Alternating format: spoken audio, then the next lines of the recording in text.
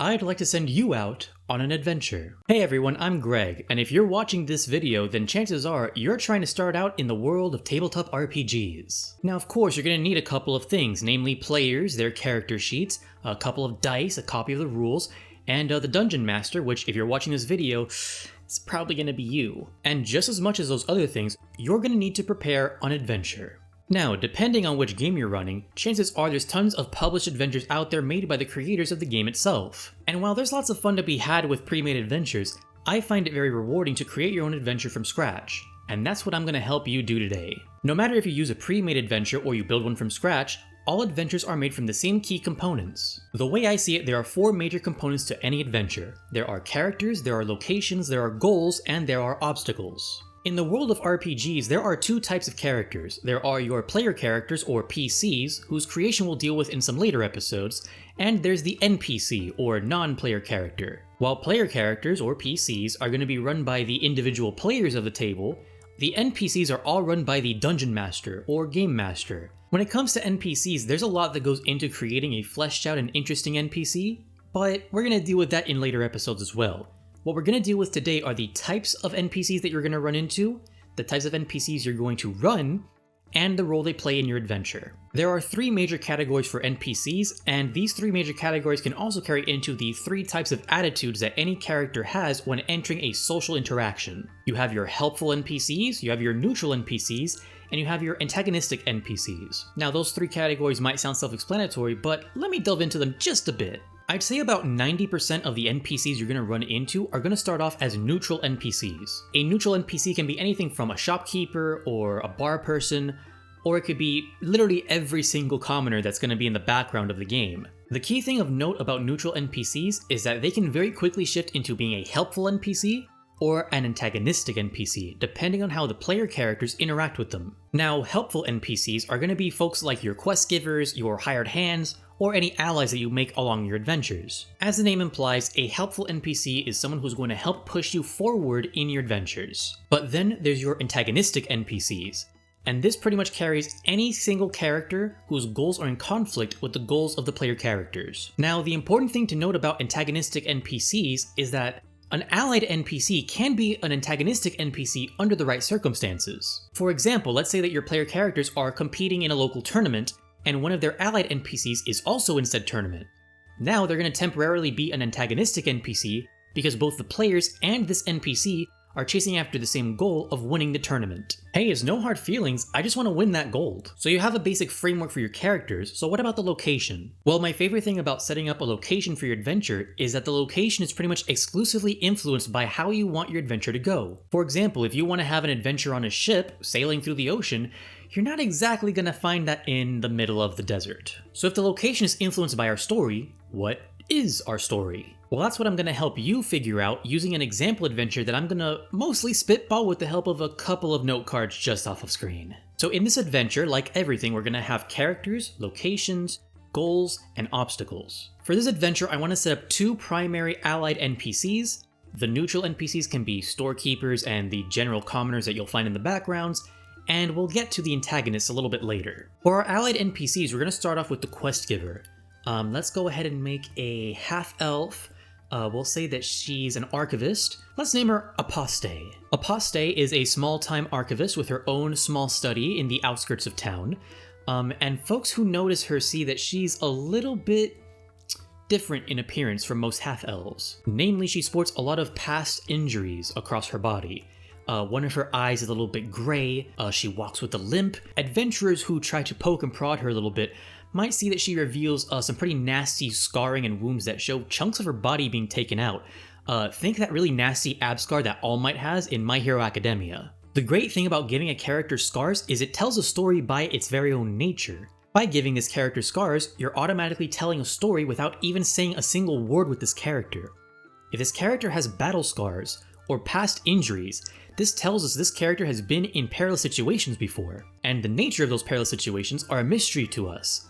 For now. So we have the quest giver, and let's give us another allied NPC. Let's make him her apprentice. We'll say it's a human apprentice, we'll call him Ronnie.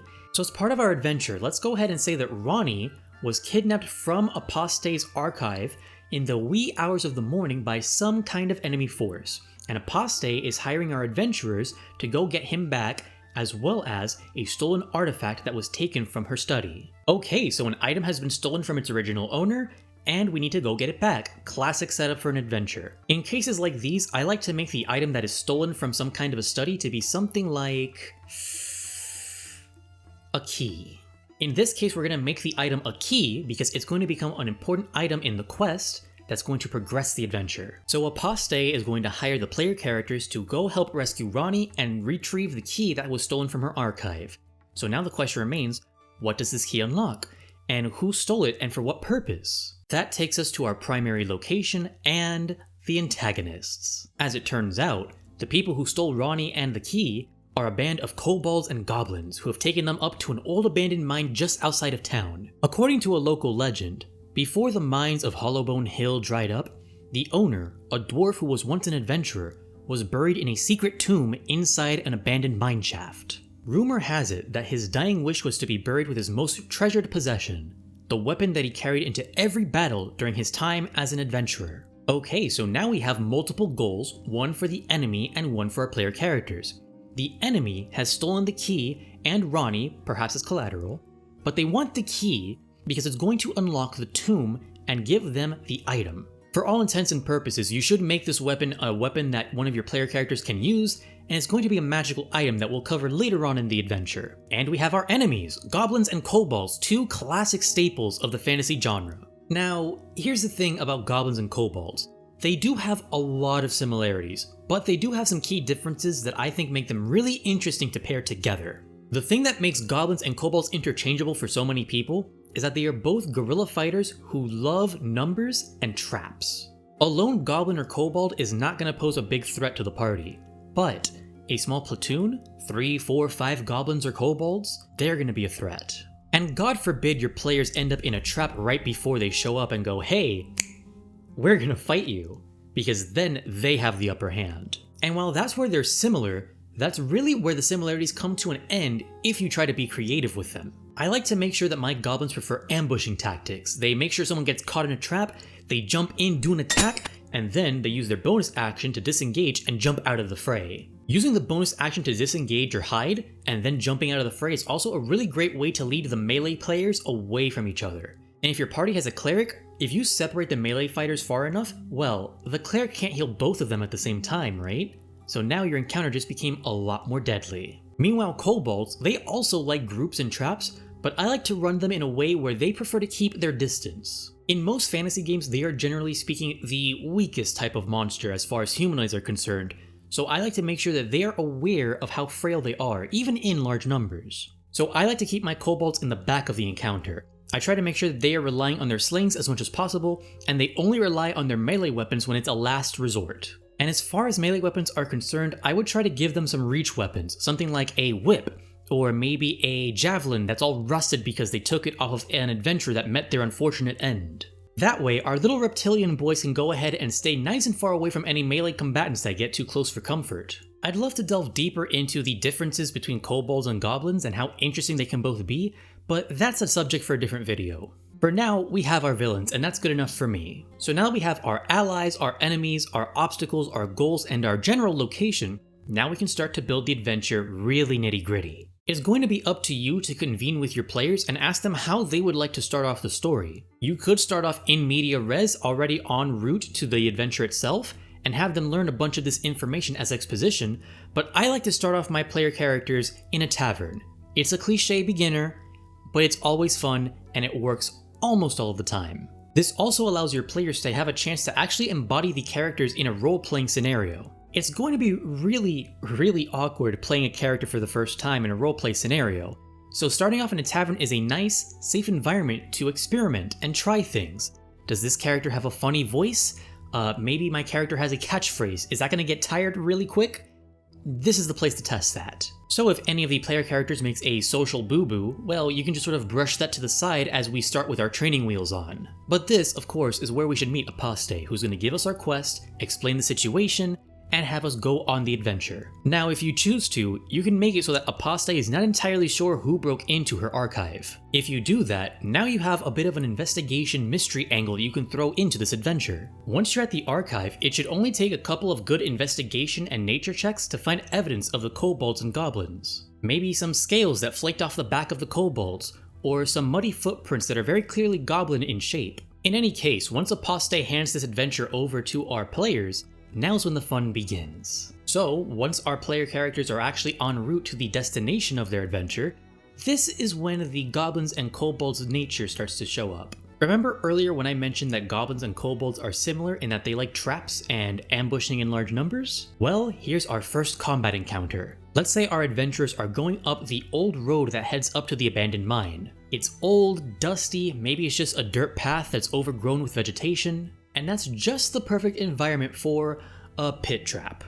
You need look no further than actual real-world history to find some really nasty examples of traps you can use in your games. And of course, one of the classics, especially in fantasy games, is the pit trap, filled to the brim with spikes. And aside from the pit traps, let's go ahead and throw in some bear traps as well. Now the DCs in order to successfully find these traps before they're sprung shouldn't be that high, but they should still be punishing if you manage to fail. Passive perception is an important skill, and if your player characters didn't pay attention and threw the guy with the lower passive perception in the front of the party, well, that's when you guys enter the bad time. Regardless of if your player characters spring the traps or not, you shouldn't throw an entire army of goblins and kobolds at them for this first encounter. You want for this first encounter to be interesting, you want it to be fun, and you want it to set the stakes. You have to remember that you are the dungeon master, and as the dungeon master, you have to run the enemies as if they want to win. Sure, you're the dungeon master, so it's your job to create drama.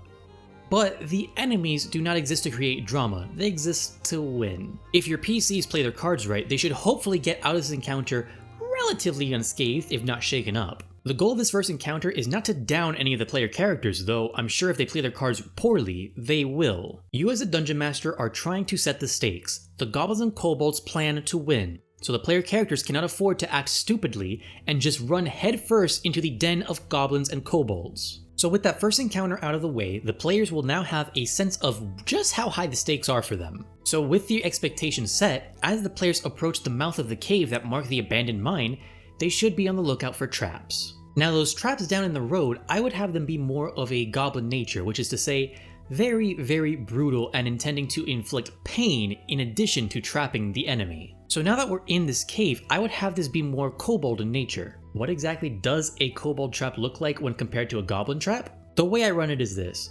Kobolds tend to be much more comedy relief than the goblins are, so I like to make their traps a little bit more cartoonish in nature. The goblins have the punji pit, but the kobolds have rope nooses that grab you by the leg and yoink you up by your ankle like you're in a Looney Tunes skit. And if one of these silly traps happens to be sprung, that's when you have a random encounter happen. By now the players know they're going to be running into goblins and kobolds, so have them run into more if they spring the trap. So as the player characters are entering this cave, you need to be aware of something that you should be doing as a dungeon master from the beginning, and that's describing all 5 of the senses in order to build a sense of realism inside the world of the game. You could be inside of a dusty cave full of kobolds and goblins, or you could be inside of a bar. Either way, the player characters are going to rely on you to describe the setting. As the dungeon master, you are the narrator.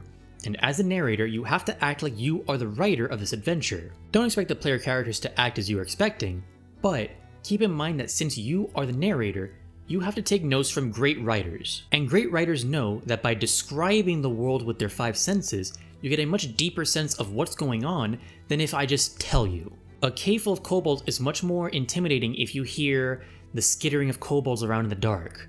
And just by describing it as dark, I've given you one of your 5 senses. You can't see, it's dark. So it's dark, you're hearing skittering inside the darkness. The air is really hot for some reason, which is unusual in caves. And the smell is very dank. It's moist, it's humid, it's kind of gross. Have you guys ever had a pet reptile? If you don't, you should probably meet someone who does, because let me tell you, the cage of a reptile is pretty much what you should make this cave feel like. They're cold-blooded creatures, so it should be really hot. Maybe there's a fire somewhere in this cave that's been set by the kobolds to regulate their body temperature. The dankness may come from pools of stagnant water that they like to rest in. In my world, any cave that has kobolds in it also has tiny tunnels that only a kobold can fit through. The benefits of these tiny tunnels are twofold. These tiny tunnels allow the kobolds to move stealthily inside of these tunnels. It's also a great way for the kobolds to travel around in packs in the event of something like a cave-in, for example. So as you're describing their descent into the cave, keep these things in mind. You can make the cave go as long or as short as you wish. I like to make it go a little bit deep and have different rooms for each of the kobold necessities for life, but the adventuring party might not want to adventure into, say, the kobold kitchen, which for all intents and purposes would just be boxes of rotting meat, maybe?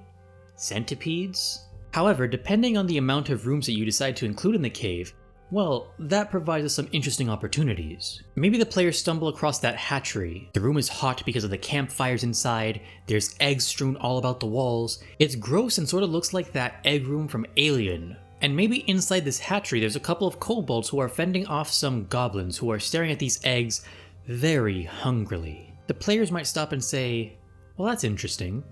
They're not exactly getting along, are they?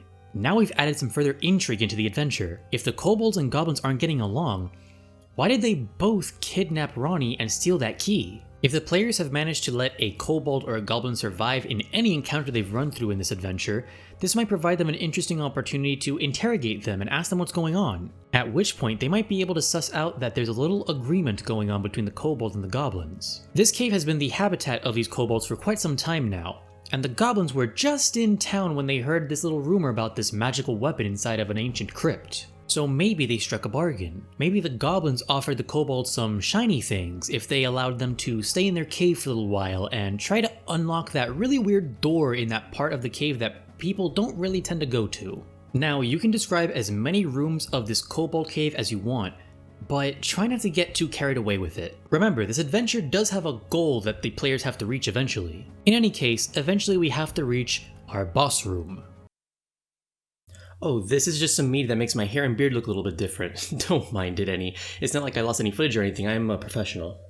As far as my bosses are concerned, I try to make sure that my players are pitted against something they haven't seen before to keep things interesting. However, you have to keep their level in mind in addition to the encounters they've already had before this. Remember, the boss battle is the boss, so it should feel more challenging than any of the encounters they've had before, but you also don't want to try and achieve a total party kill.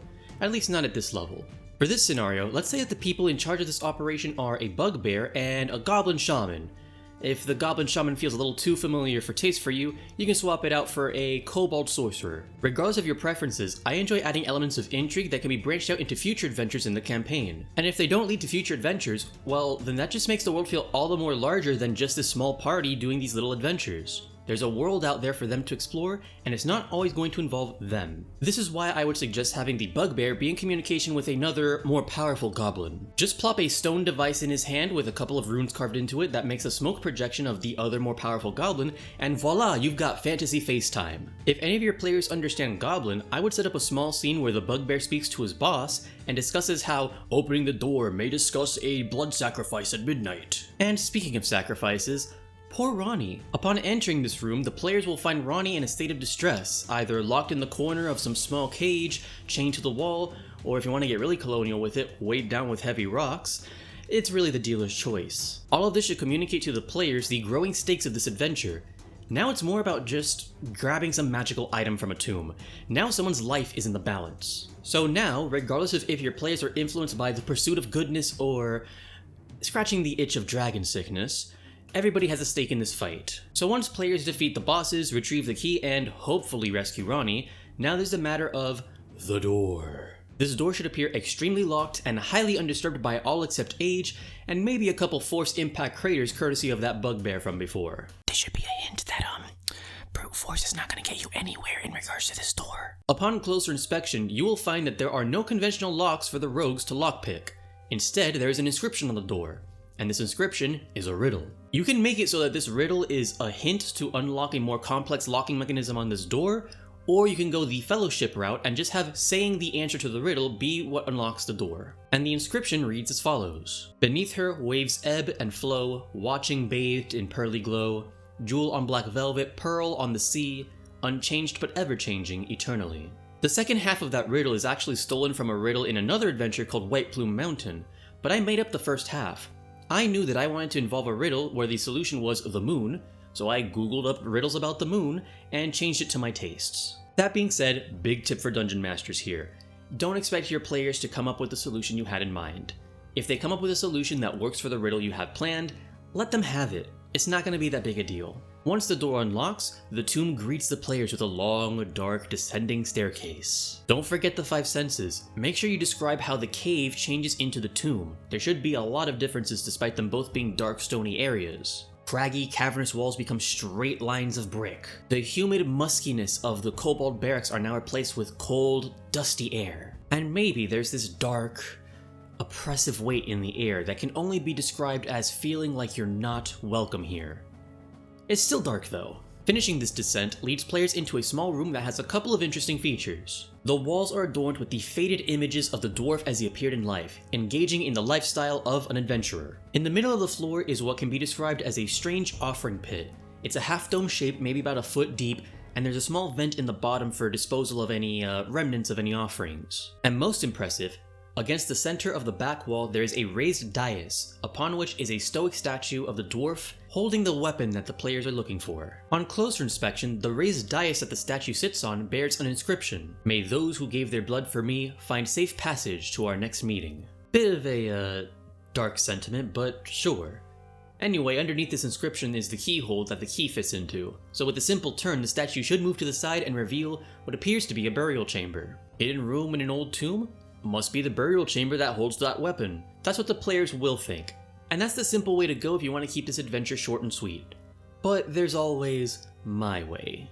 Inside this crypt is a lone coffin in the center of the room, inside of which is a diminutive skeleton and no weapon. Both of these should be a major hint that there is something off. A medicine or nature check on the skeleton should reveal that this skeleton is far too short for an average-sized dwarf. It's much more in line with a gnome or a halfling. If you want to make sure your players have a sense of scale for that and there are no dwarves or halflings in the party, make sure you add some in those murals in the previous room. And the fact there's no weapon, and maybe a description that this coffin appears undisturbed, should reveal that this is not the real burial chamber. This is a false burial chamber designed to throw the scent off of would-be thieves. So that bears the question, where's the real body? Well, if they go back into the statue room, they should remember that inscription on the dais. This hopefully gives players the idea that they should deposit some blood into the offering pit. It can be their own, dealing a small amount of damage upon cutting their own hand, or the more macabre and resourceful players might take a corpse from back in the cave, drag it down there, and use that blood instead. Either way, the blood offering should activate a mechanism that causes the floor in the corner of the room to drop out and turn into a secret staircase. Descending deeper into the tomb reveals yet another complication, a long and wide hallway with raised tiles along the floor. Each of these raised tiles sports one of 5 different unique symbols,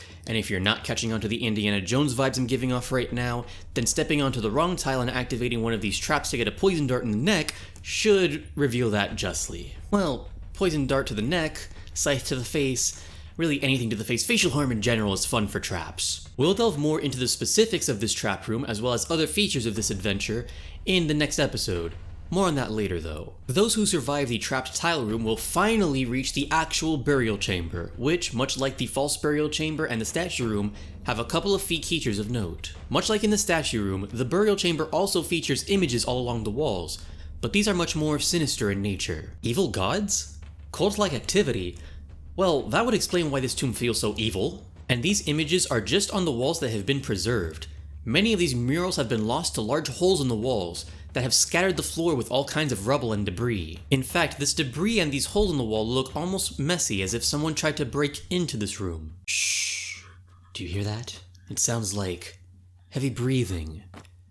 The shuffling of heavy feet coming closer and closer. Is that the shine of eyes in the dark of that hole? If you're like me, you can see exactly where I'm going with this, because I love the dead. The undead are such a versatile enemy type, they literally fit into any adventure, any environment. They're just super flexible, so of course I'm going to throw some inside of a tomb. These undead should be appropriate for the player's level, but they should also be what you consider the most fun. Skeletons, zombies, ghouls if you're extra nasty, or all 3 if you hate your friends. Upon defeating this small undead horde, the player should have 2 things on their mind. Number 1, this is way more sinister than we were led to believe. And 2, let's just find this weapon and get out of here before something else tries to bite me in the neck. And that second thought should bring the players back to the center of the room, where they'll find the other key feature of note. It's an intricate sarcophagus carved from stone, with the lid featuring a carving of the dwarf as he appears in a state of slumber. And in his chest there is a strange indentation. It's not just another keyhole, no, that's too simple. This keyhole is literally the outline of the key that the players acquired. It's literally a keyhole. I love making sure that key quest items have more than one kind of use when possible. I find the idea of one key that opens two different types of locks to be very fascinating, and this kind of keyhole is not going to be the type your players run into very often. As players unlock the sarcophagus, the stone eyelids of the dwarf flicker open as if awaking from slumber, and the mouth opens as well. Both macabre design choices, and they can be doubly nasty if you decide to do this with your players. Maybe when the mouth opens up, a small puff of poisonous gas is unleashed. Everyone within 5 feet of the sarcophagus must make a constitution saving throw or be affected by the poison. And the players who have survived up to this point will finally find that yes, inside the clutched rotting hands of the corpse of this dwarf is that magical weapon they were looking for. And now the treasure's been acquired, but again, if you're like me, you might feel that this dwarf wouldn't be so willing to part with his most treasured item.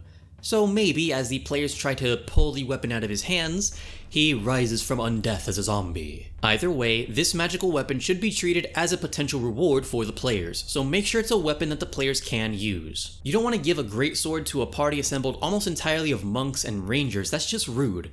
But put a +1 short sword in the hands of a party that can actually use it, and they'll love you for it. And once the players finally return to Apostate with Ronnie and the weapon in hand, now's the time to discuss the reward. I'd suggest making sure Apostate not mention a specific reward when she first gives the party this quest, because at this stage, now you get to be a bit more flexible with what you give the party. Maybe the party gets a bag of gold that evenly distributes to about 50 to 60 gold per player, and maybe if Ronnie's been returned safely, Apostate might allow them to keep the magical weapon, saying, well, it's in better hands now.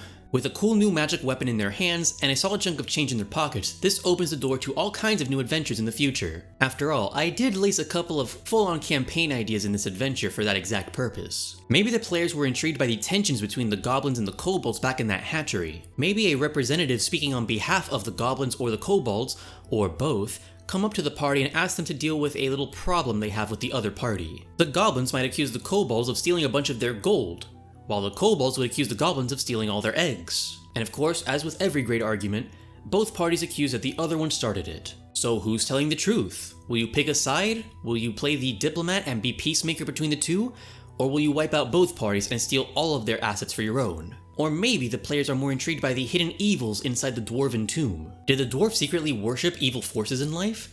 Maybe the person commissioned to build a tomb for this dwarf secretly turned it into a temple to his own evil god. Or maybe the dwarf and his adventuring party weren't as heroic as the tales might make them out to be. No matter which way you decide to take this adventure in, I hope this at the very least gives you an idea of how to brainstorm your future sessions and gives you insight onto my personal process. In the next episode, I want to take this mostly improvised and spitballed idea of an adventure and turn it into something mechanical, something you can actually run in your adventures. We're going to make this idea playable using the mechanics found in the 5e system in order to explain things like DCs, traps, and the general idea of how to actually play the game. Let us know if you liked this video, give us a like or a comment, subscribe for more in the future, and let us know other topics we should cover in the future. Once we turn this adventure into something playable, I really want to explore other topics in the world of tabletop RPGs. As an example, I'd love to make videos on races and classes and turning them into something interesting or playing them into tropes that are ways that are really fun. Maybe we can build magical items together or find ways to flesh out your own campaign settings. Overall,